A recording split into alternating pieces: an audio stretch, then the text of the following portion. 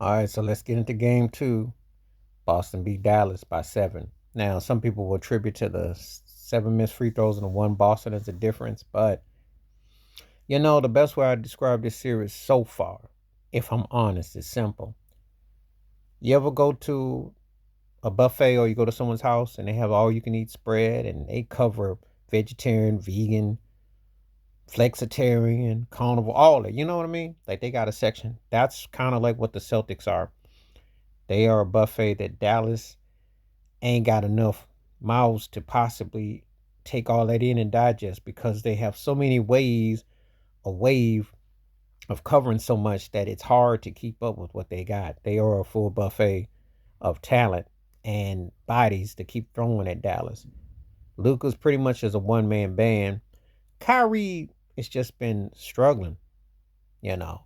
I said he had to score about 25 to 30 because actually, if he did 25 or 30 last night, they win that game.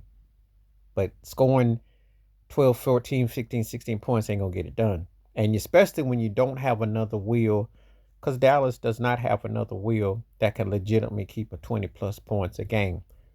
They get some looks, but the problem is that when Boston goes through that little medley of streak, and again, Porzingis is a nightmare on the perimeter. Jaylen Brown is active. Tatum was going, but the real hero last night was Jrue Holiday. I'll probably do a separate video about him because I was telling my live stream, I told him about Jrue Holiday. Yeah, I know. Boston wins this chip. They should give a token ring to Milwaukee for one of the dumbest moves that you could imagine. I'm going to do a video about that in a little bit. But Jrue Holiday, both sides, and a 3-point shot to go along with it because you know he can defend and you know he can body you up and take it to the rack. But if he's busting the three in your cakes, oh, you in trouble. You're in trouble. So anyway, it's a lot of work for Dallas. They're going to have to figure out a way to slow the game down, tempo, and get back because they're going against a team. There's sometimes 2-0 deficits ain't the end of the world. However, when you got a team that can go 7-8 deep on you and you're stuck with 2.5, it's not looking good. That's the problem Dallas faces. They got to figure out tempo. They got to figure out how to get some stops. They got to figure out how to neutralize. They got to find a spot to capture Boston blind spot.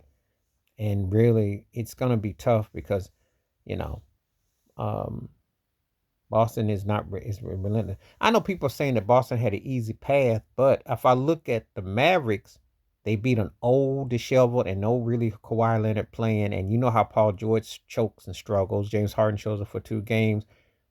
And you know how, you know, the Clippers are in the postseason. So that wasn't that hard, really.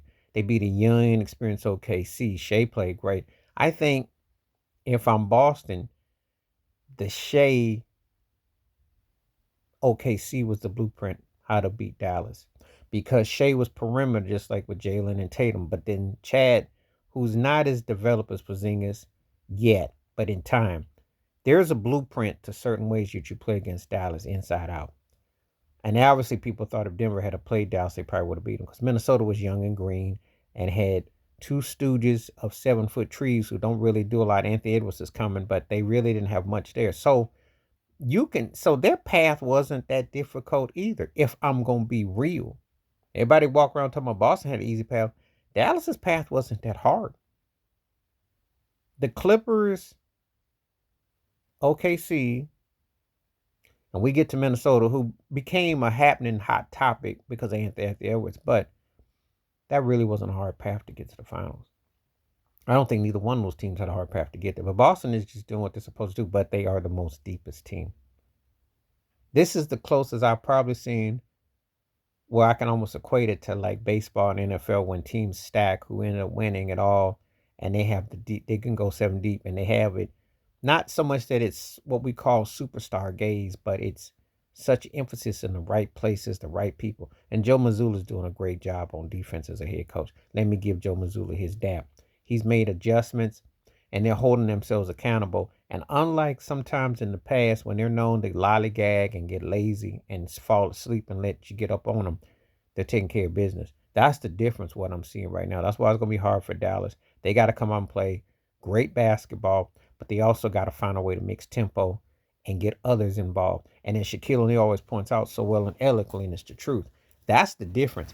Because with Boston, it is the others. Tatum and Brown ain't going to even really crack, maybe average 20 in this series.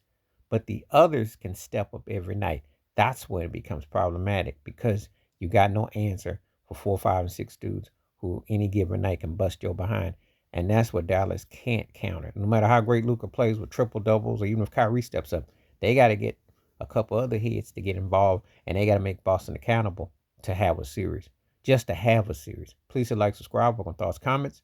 And I do respond. Thank you. Wash your hands. Keep your mind clear. Watch out for another. Share the video if you like them. Peace.